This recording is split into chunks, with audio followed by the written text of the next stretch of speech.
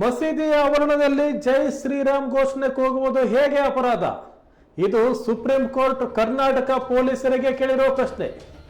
ಮಸೀದಿ ಆವರಣದಲ್ಲಿ ಜೈ ಶ್ರೀರಾಮ್ ಎಂದು ಕೂಗಿದ ಆರೋಪದ ಮೇಲೆ ಇಬ್ಬರ ವಿರುದ್ಧದ ವಿಚಾರಣೆಯನ್ನು ರದ್ದುಗೊಳಿಸಿದ ಕರ್ನಾಟಕ ಹೈಕೋರ್ಟ್ ಆದೇಶವನ್ನು ಪ್ರಶ್ನಿಸಿ ಸಲ್ಲಿಸಲಾದ ಅರ್ಜಿಯ ವಿಚಾರಣೆ ವೇಳೆ ನ್ಯಾಯಮೂರ್ತಿಗಳಾದ ಪಂಕಜ್ ಮಿತ್ತಾಲ್ ಮತ್ತು ಸಂದೀಪ್ ಮೆಹ್ತಾ ಅವರ ಪೀಠ ಮಸೀದಿ ಬಳಿ ಜೈ ಶ್ರೀರಾಮ್ ಘೋಷಣೆ ಕೂಗುವುದು ಹೇಗೆ ಅಪರಾಧ ಅಂತ ಪ್ರಶ್ನೆ ಮಾಡಿದೆ. ಮಸೀದಿ ಆವರಣದಲ್ಲಿ ಜೈ ಶ್ರೀರಾಮ್ ಘೋಷಣೆ ಕೂಗಿದ್ರೆ ಧಾರ್ಮಿಕ ಭಾವನೆಗೆ ಧಕ್ಕೆಯಾಗುವುದಿಲ್ಲ ಎಂಬ ಕರ್ನಾಟಕ ಹೈಕೋರ್ಟ್ ತೀರ್ಪನ್ನು ಪ್ರಶ್ನಿಸಿ ಹೈದರ್ ಅಲಿ ಅವರು ಸುಪ್ರೀಂ ಕೋರ್ಟ್ಗೆ ಮೇಲ್ಮನವಿ ಸಲ್ಲಿಸಿದರು.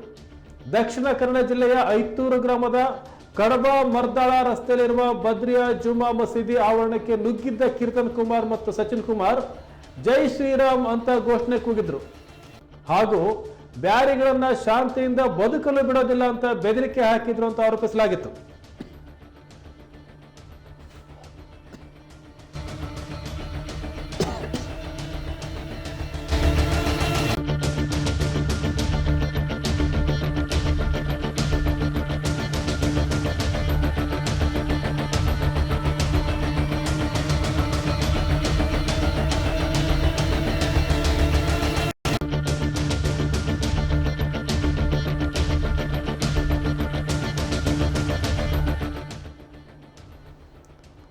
ಇದು ದಕ್ಷಿಣ ಕನ್ನಡ ಜಿಲ್ಲೆ ಐತೂರು ಗ್ರಾಮದ ಕಡಬ ಮರ್ದಾಳ ರಸ್ತೆಯಲ್ಲಿರ್ತಕ್ಕಂಥ ಬದ್ರಿಯಾ ಜುಮಾ ಮಸೀದಿ ಆವರಣದಲ್ಲಿ ನಡೆದಂತ ಘಟನೆ. ಅವತ್ತೊಂದಿನ ಕೀರ್ತನ್ ಕುಮಾರ್ ಮತ್ತೆ ಸಚಿನ್ ಕುಮಾರ್ ಅವರು ಈ ಮಸೀದಿ ಆವರಣಕ್ಕೆ ನುಗ್ಗಿ ಜೈ ಶ್ರೀರಾಮ್ ಘೋಷಣೆ ಕೂಗಿದ್ರು ಮತ್ತು ಬ್ಯಾರಿಗಳನ್ನ ಶಾಂತಿಯಿಂದ ಬದುಕಲು ಬಿಡೋದಿಲ್ಲ ಅಂತ ಬೆದರಿಕೆ ಹಾಕಿದ್ರು. ಹಾಗಂತ ಒಂದು ದೂರು ದಾಖಲಾಗಿತ್ತು. ಇದರ ವಿಚಾರಣೆ ನಡೆದಿತ್ತು. ಹೈಕೋರ್ಟ್ ಒಂದು ತೀರ್ಪನ್ನು ಕೊಟ್ಟಿತ್ತು. ಮಸೀದಿ ಆವರಣದಲ್ಲಿ ಜೈ ಶ್ರೀರಾಮ್ ಘೋಷಣೆ ಕೂಗೋದು ಹೇಗೆ ಅಪರಾಧ ಅಂತ ಹೇಳಿ ಪ್ರಶ್ನೆ ಮಾಡಿತ್ತು ಹೈಕೋರ್ಟ್. ನಂತರ ವಿಚಾರಣೆಯನ್ನು ರದ್ದುಗೊಳಿಸಿತ್ತು. ಈಗ ಅಲ್ಲಿ ದೂರು ಕೊಟ್ಟಂತವರು ಮತ್ತೆ ಸುಪ್ರೀಂ ಕೋರ್ಟ್ಗೆ ಮೇಲ್ಮನವಿ ಹೋಗಿದ್ರು.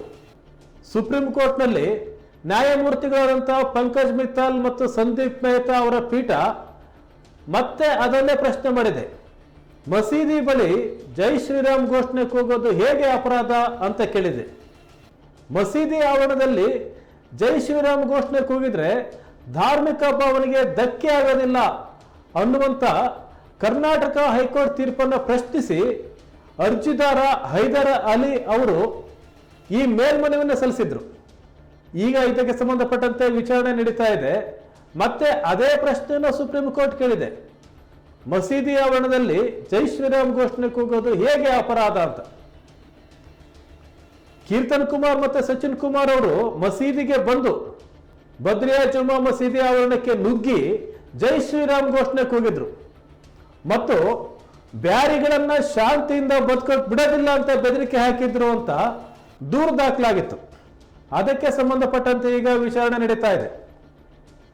ಸುಪ್ರೀಂ ಕೋರ್ಟ್ ಮುಂದಿನ ಹಂತದಲ್ಲಿ ಯಾವ ತೀರ್ಮಾನ ತೆಗೆದುಕೊಳ್ಳುತ್ತೆ ನೋಡಬೇಕಾಗಿದೆ.